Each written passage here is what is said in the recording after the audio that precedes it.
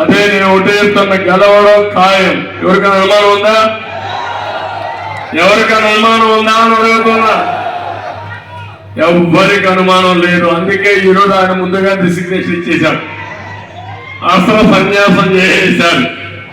నాకు చేత కాదు, నేనేమి చేయలేను, ఆయన ఏదో చెప్తున్నాడు కాబట్టి ఆయన చేస్తాడో లేదో నాకైతే సందేహం. నాకైతే చేత కాదు. ఆయన చేస్తాడా చేయడా అనేది నువ్వు చెప్పక్కర్లా. That is my brand. అవునా కాదా తమ్ముడు?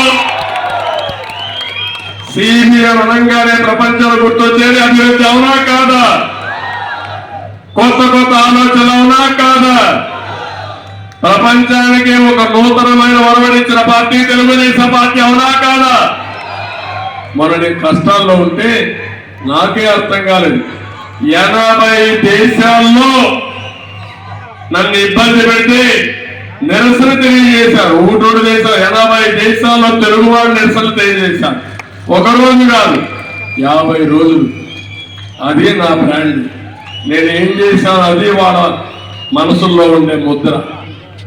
కాబట్టి నేను ఒకటే మీ అందరినీ కోరేది, ఇక్కడ మత్స్యకారులు ఉన్నారు, బీసీల కోసం చాలా స్పష్టంగా సంవత్సరానికి 30,000 కోట్లు, 5 ఏళ్లలో 1,50,000 కోట్లు పెట్టి ఈ బీసీలందరినీ అభివృద్ధి చేస్తున్నాం.